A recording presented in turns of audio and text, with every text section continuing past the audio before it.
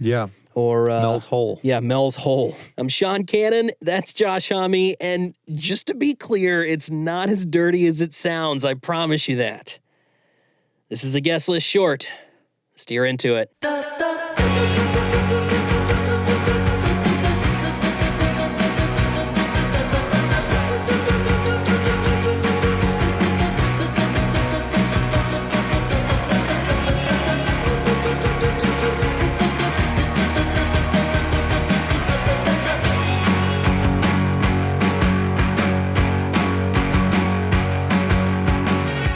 Today on the guest list, we're closing out the year with another mini episode. Queens of the Stone Age frontman and Eagles of Death metal drummer Josh Homme has his own radio show these days on Apple's Beats One. But what you're about to hear is honestly, quite possibly, the genesis of his Alligator Hour. A couple of years ago, Queens of the Stone Age played the Louisville Palace, which is literally right next door to our studios. Homme decided he wanted to come over, hang out, and play some music live on the radio, so, well, he moseyed on over, developed a bromance with our engineer Joe Durso, and then had this conversation with me.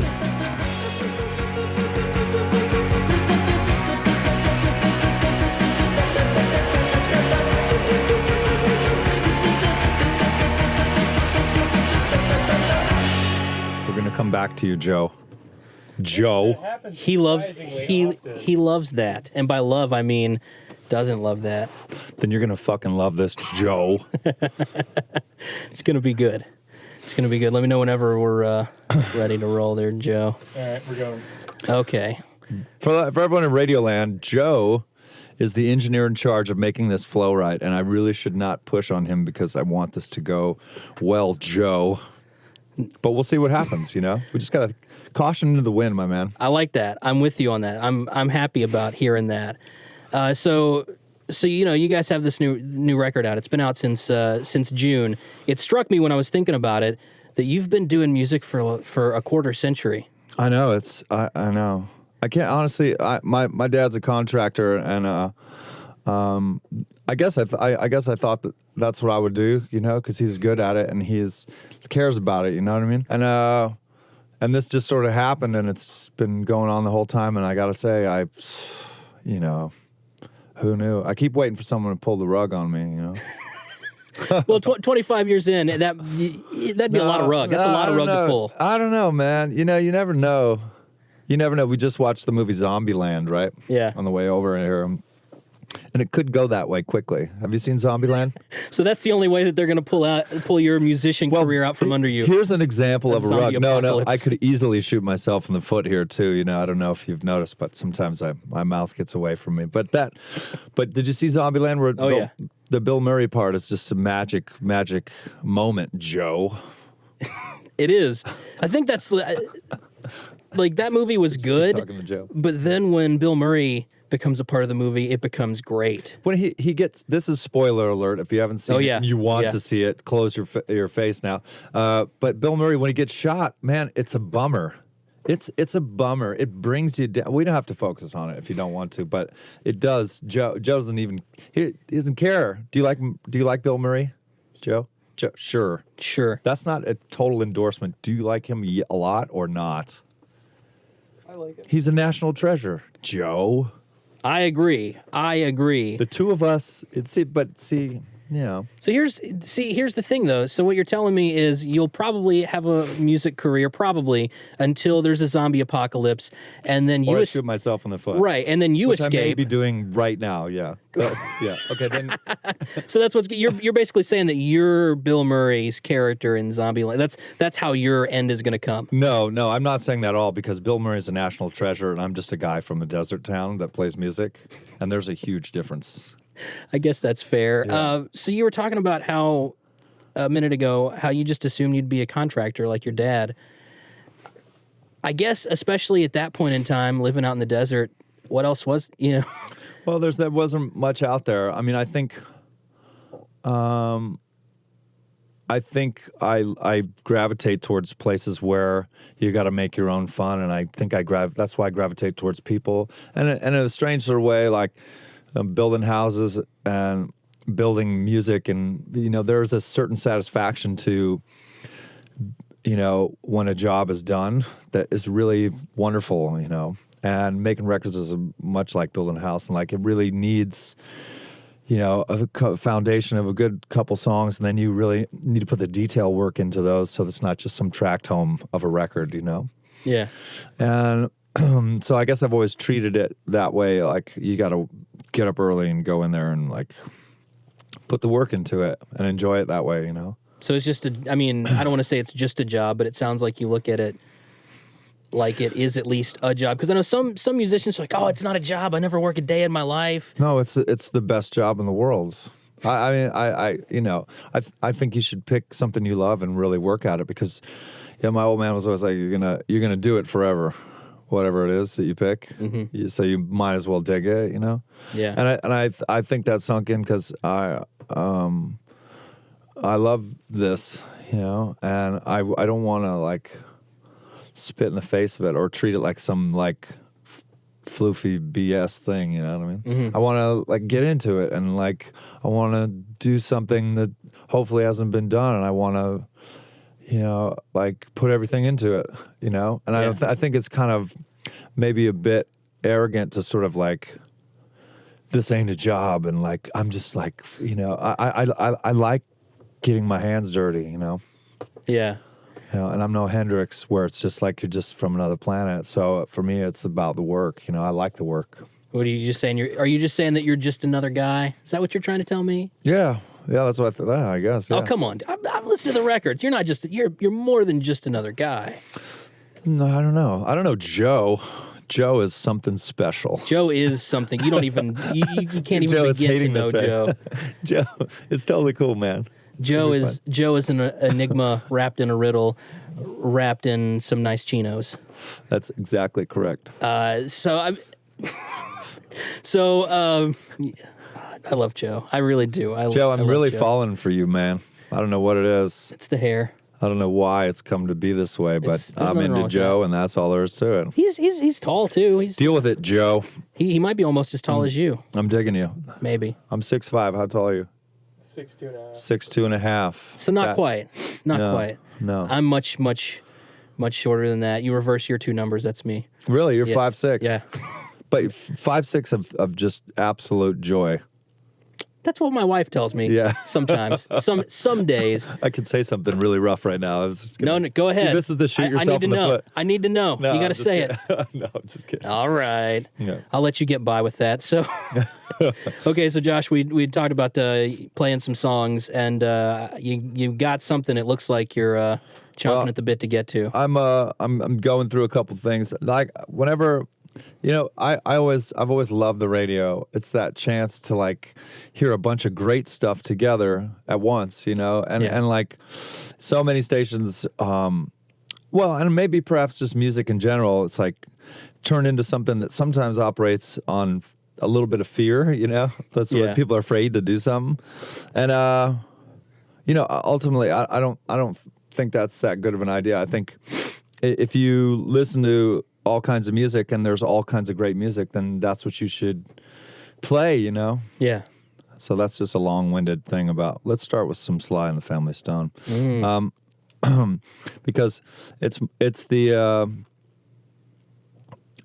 long arc of how many songs you play that is really important, It's very Forrest Gump in that way, and that it's like, it's the box of chocolates, not the individual chocolates, And so here it is. I want to Sly and the Family Stone. I want to take you higher. Great horn section in this, right?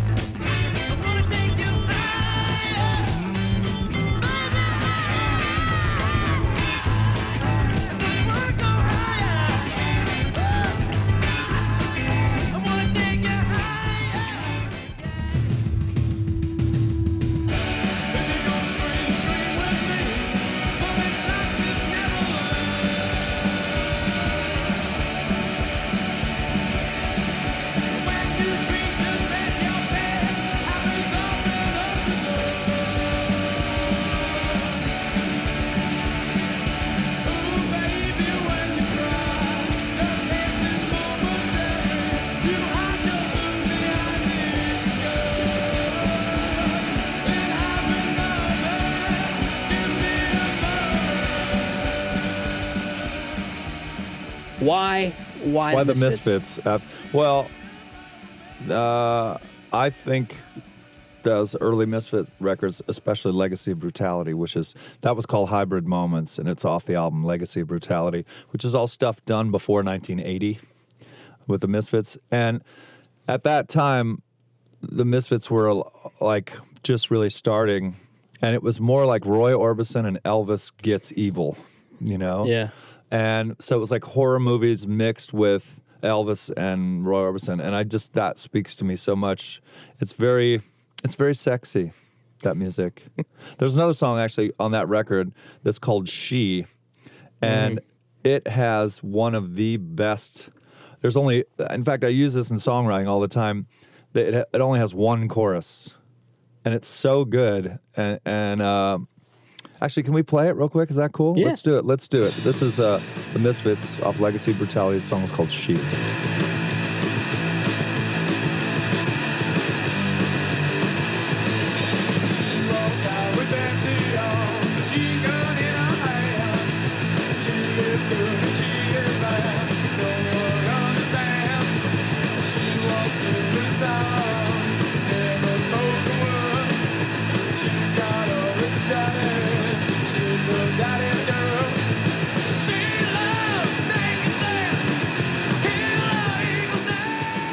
So that's the song She by Misfits. And we were just talking like, what blows my mind is radio's this great opportunity to play songs like, you really should hear the Misfits on the radio, you should hear the Ramones on the radio, and you really should hear more AC/DC on the radio.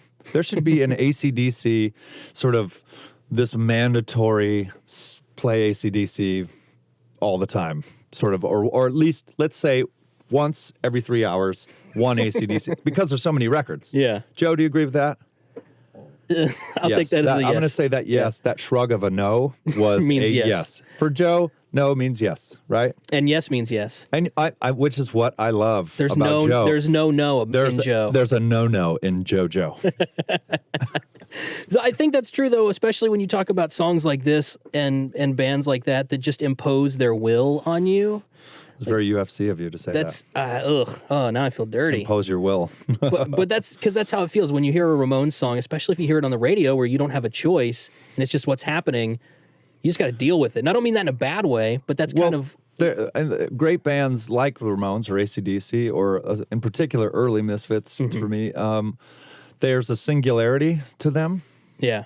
Like, you know what's going to happen. And there's something to doing something your way completely in its entirety. And, you know, I went to, we were in Seattle, and I went to the Experience Music Museum, whatever it's called there, and I'd never been there. There was an AC/DC exhibit, and man, it was letters from Bon Scott to his aunt. They were like, yeah, just like, it was so raw. Everything was so raw. And the second this concert footage came on, there were about 20 of us in this exhibit, and we all ended up around this TV watching the opening for Thunderstruck, you know, and then the cannons fire on, you've been thunderstruck, and the song comes in, it goes pow, and like, oh man, we're all sitting there, and everyone's sort of like slightly banging their heads, and it was people from all walks of life, and I thought, this is what makes music great. It doesn't really matter where you're from. All of a sudden, if you like AC/DC, you know something about that somebody. Yeah. You know they're kind of awesome. And it's the thing that I think, you know, when you talk about music in that sense too, that's the thing that always appealed to me. Some people just like to listen to music and divorce it from the context or from social settings, but it's the idea that something like that unites people because, like you said, you hear it and you instantly know. You look at each other in the eyes and then you go, yeah, we're thunderstruck. Yeah, we are. We're definitely thunderstruck. Well, but I think too, it's okay if people... Like, music's the one thing that cannot be done wrong, right? Yeah, so yeah. I think, like, you show me the worst band in the world, I'll show you 300 people willing to die for them. You know what I mean? And so my point is that music's the one thing that I understand that's never wrong. You could not like something, but it's not wrong, and I think that's what makes it really cool. It's what makes it important. It's what makes it worth everything. Yeah, at the end of the day, you get into this conversation where it's like, you know, making buildings that look amazing, and painting something that looks incredible, that takes a lot of time and effort, making music that you're really passionate about. These things make life better. Now, if you take them away, some people don't listen to music, and I understand that, and some people, but really these things make your everyday better. You walk by an incredible building and you go, God, it's really good, man. And it elevates a situation. So when people have any kind of craft like that, it's exciting, 91.9 FPK, sitting here with Josh Homme from Queens of the Stone Age. They're at the Louisville Palace tonight at 8 o'clock. Guards is opening. New record, Like Clockwork. It's out June 3rd, or it was out June 3rd, rather. I say, like, it's the future. It's been out for a while now. How's that feel? It's back to the future for you. There you go. How does it feel? Like, it's been out for a few months. Well, and especially in today's day and age, a few months is an old record, really. There's something about that immediacy to the record, but for me, the touring part is going on, and we're just kind of touring America for the first time on this record, and touring America for the first time in a while. So I'm kind of having a good time, just like, going places, because we're not like overdoing it. We're just sort of like trying to go and figure out each town. It's not like we're in a huge rush or something. Yeah. Well, there's probably been plenty of times where it is like that. You never get to see anything or do anything, and you don't know what city you're in from day to day. Yeah. I mean, we do like to play a lot in a row because it keeps, when there's a little blood in the water, when you're a little bit broken and, there's like your fingernails are bleeding and your hands are bleeding from playing drums and stuff, like there's something good about working for that, and playing like that, where it's all a little bit, a little spit, a little blood is good amongst friends, Well, it's kind of the way that sometimes friends fight. It's sort of like it gives you that feeling you're. Well, at least it's real. I mean, I think the point is when friends fight that they sort of work it out. Yeah. People that don't like each other that fight really don't work it out, but friends sort of disagree and just come back together. But it's that visceral experience, like when you're doing that live, especially. Well, I'm not very passive aggressive, and so visceral is all I really want. Is to touch it, see it, taste it, give it a lick, move on. You know what I mean? I do. And in the spirit of that, I like to play a song that's very visceral, and it somehow all fits in with what we've been playing so far. It's called Hot Likes. It's by Rod Stewart. Dig it. Cool drum sound.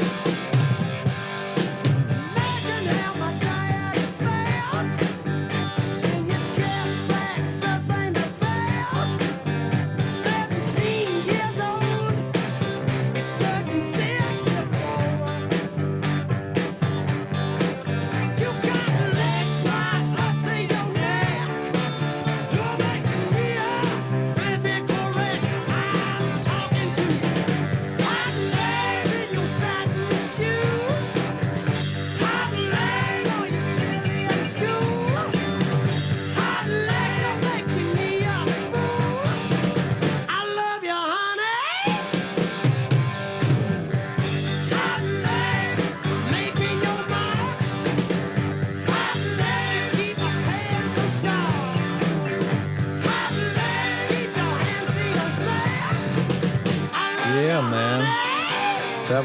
That's good stuff, right? Yeah. That's good stuff. See, like, I think that you could play something extremely modern next to something extremely old, and it totally jives. I used to listen to Wolfman Jack because of his taste. You know what I mean? Yeah.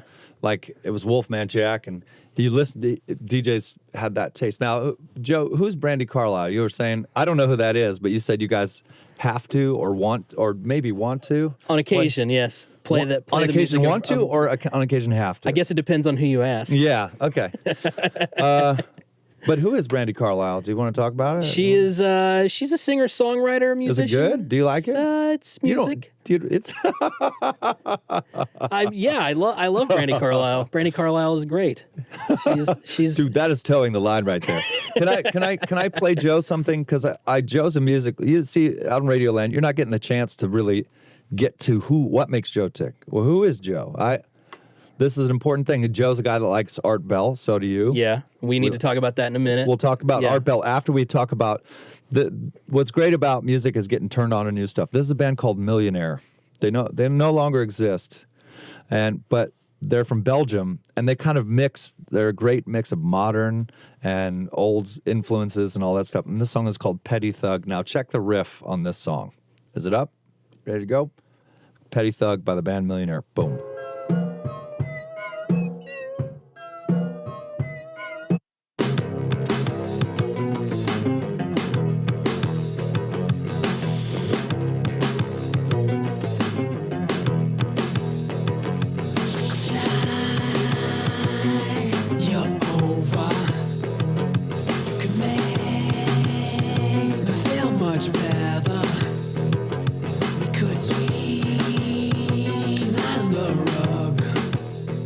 Millionaire from Belgium. I'm sitting here with Josh Homme from Queens of the Stone Age. They're playing the Palace tonight at 8 o'clock, basically just right next door. So what I'm going to do is just walk right over there from here. It's going to be a good time. Yeah. I mean, not far to go to have a little bit of R&R. R&R. Yeah. Rest. I feel like there's not going to be much. Roll. Okay, rest and relaxation. I feel like not going to be much rest, not much relaxation. You determine what the R's mean, and I'll provide it. Okay. That's how this works. Okay. I'm blanking on two words with R. You don't have to do it now. Good. Tonight. Okay. You bring your own. Just bring the letters, and I'll put the rest of them. Oh, good. I felt like I was under the gun there for a second, like I was going to have to perform here, and I didn't know. Yeah. So that's good. I'll figure it out after the fact. So we were talking a little earlier, and apparently you're a big fan of Art Bell. He's a desert man too. That's true. He is. He is a desert boy. The Kingdom of Nye. Yeah. In the high desert. Yeah, that's right, man. I'm Joshua Tree is where I'm from, basically, and so I'm a high desert man as well. I guess you probably didn't have much else to do there other than listen to the radio and listen to Art Bell talk about amazing topics like John Teeter, the time traveler. Yeah. Or Mel's Hole. Yeah, Mel's Hole. Yeah. Or just like vampires and business like that. It's sort of like the Twilight Zone, but you provide the pictures, And what I love is he's just so believes it all, no matter what you say. No matter what you say, he's like, no way. Which is just and there is mystery and magic and strangeness out there in the world, and he is like a funnel. And it's he's collecting all that, and I think good on him. So I'm glad he's going to have a new show on Sirius. Yeah, it's going to be. I'm looking forward to it. I don't know if you're allowed to mention your competitor, but he is going to have a show, and he is going to have a show. It is going to come on, and it's going to be good. And you and me and Joe, we're all going to listen to that thing because out in Radioland, Joe digs Art Bell, right? It's true. He's true. He got a baby nod out of him. he almost nodded. He almost cracked. He almost said yes, which means yes, but also don't forget no's mean yes from Joe. Yeah, too. That's right. No's mean yes, yes means yes. Oh, I feel really bad for that.